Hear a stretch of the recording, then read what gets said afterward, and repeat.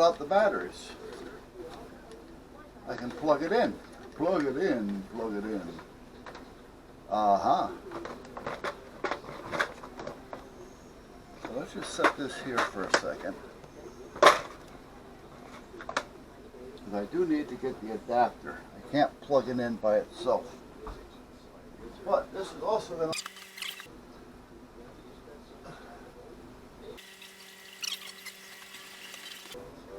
Okay, because the camera wants to run on 7.8 or 9 volts, I forgot now.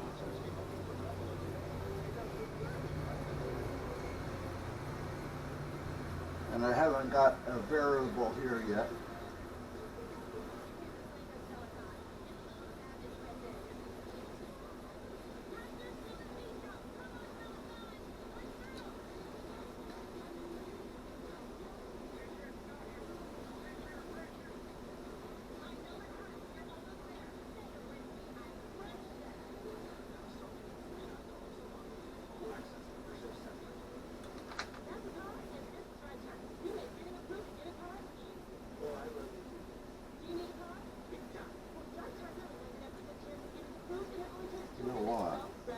Better off. Yeah, I'm going to do that. Hold on a minute, guys. I know, here we go. Change. See, I get sidetracked. I'm just trying to get an idea how this is going to work. See if I can get a better picture out of it. And I can do that.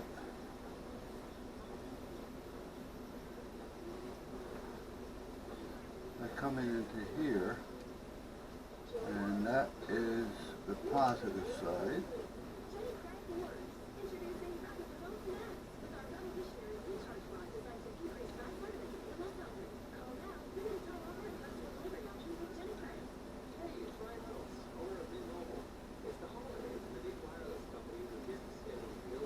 The output.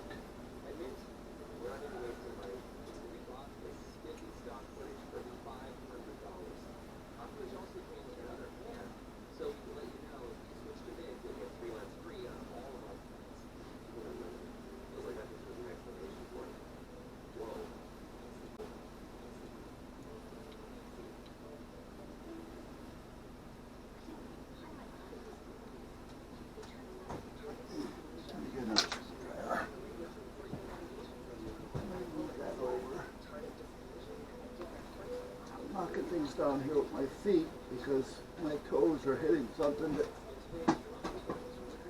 normally isn't there where it is. There we go. Okay.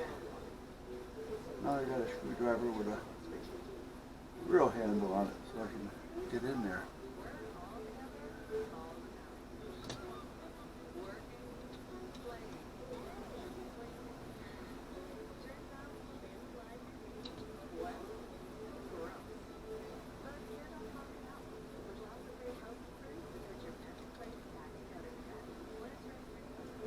So it's really not a bad day out today. The sun is shining.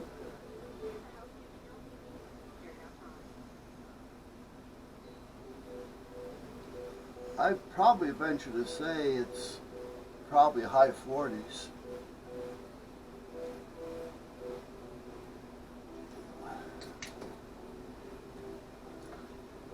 If I had to pick a number, that's what I would pick.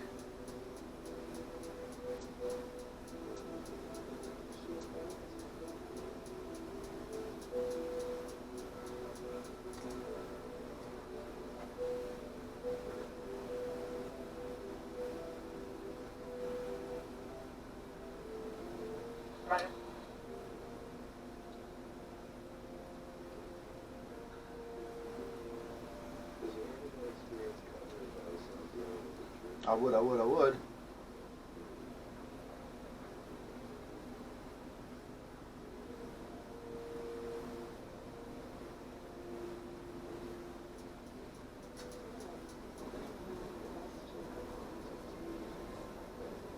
What I'm doing here is, this is a little bit of a regulator. It'll let me control the voltage fade out. If I can get the wire on there, that is. Try the other side. Okay. This side will do it.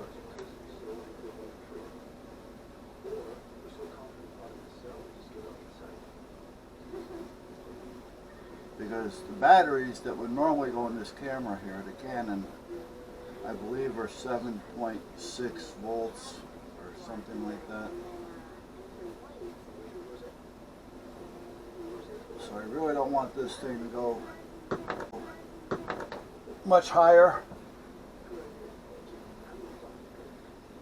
Okay, the volts on this battery here, 7.2. So I can hook this up and run. Let me put this under here so it doesn't move. I can probably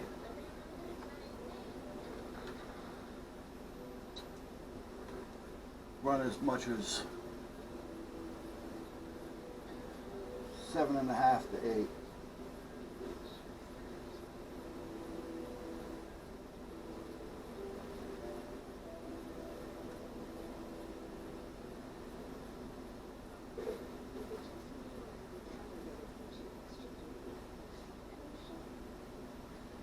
So as I was saying, the wife just went shopping. ShopRite.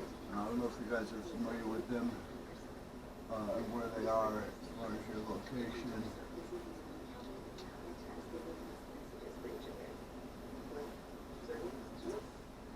There. But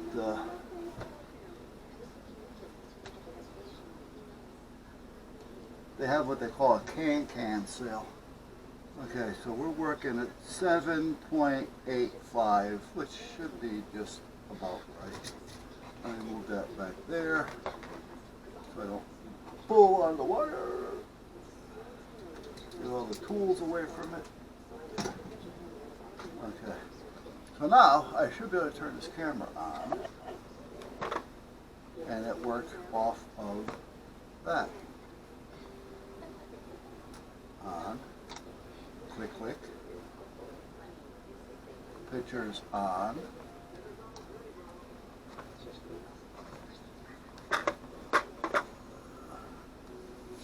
Automatic correct. Okay, let's hit the button and record. Okay, so now this one's a little bit better. So this may let you see what I'm talking about here. If you look in this piece, it's got a couple of holes in there. Now I'm not on micro, so it may not focus. This does have a micro in it though. But this has 8 holes. They're not lined up across. They're staggered. And that's where it makes it kind of tough, because you're trying to get it to go into the other one, which is the connector, which is also staggered.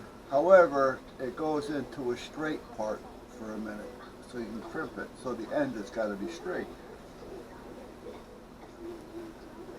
Now, if the holes were holes and not slotted, it would be a lot easier. But because they're not 8 individual holes, they're kind of like a hole narrows down and opens up into a hole again. But it narrows down. It doesn't close off into 2 separate holes.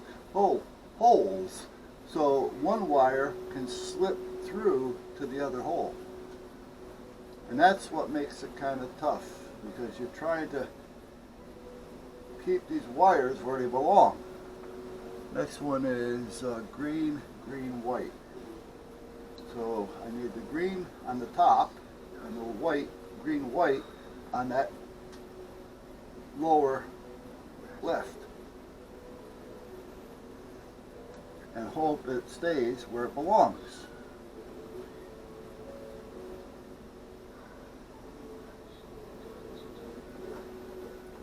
Because if it moves, like it just did, it just swapped from the top to the bottom.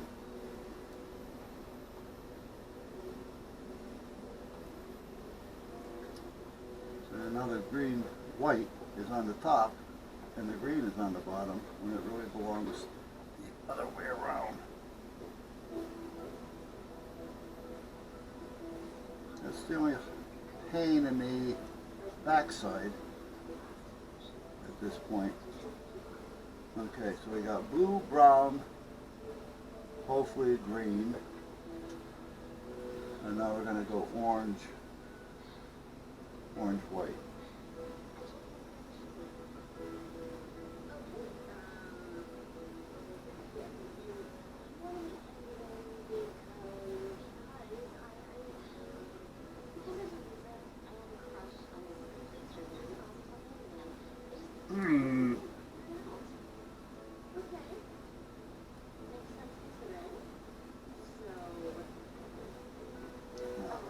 Stop here a little bit and see what we end up with.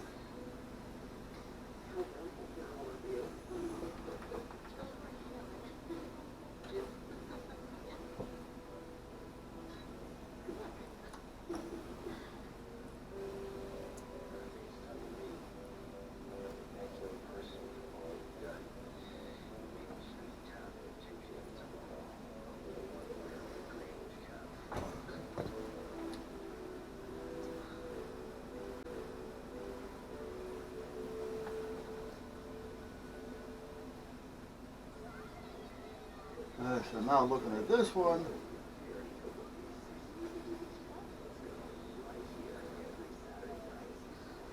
that belongs there. Blue, okay, now we're off again here. Blue, brown,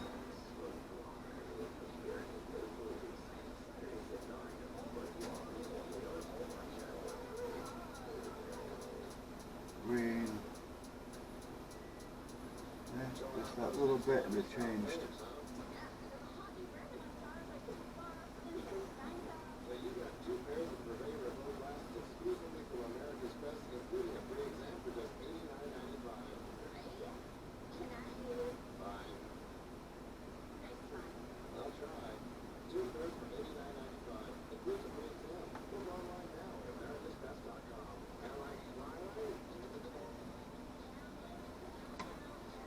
This little light comes in handy.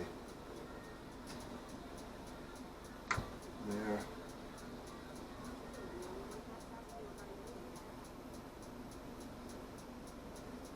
There.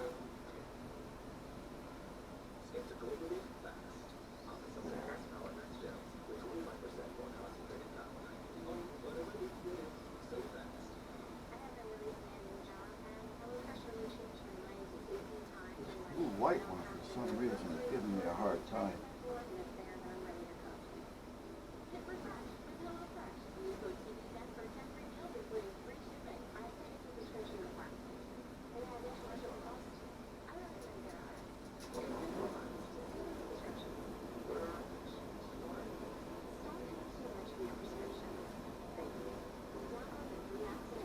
I gotta take that one out. The blue white is somehow or other, it did one of these things.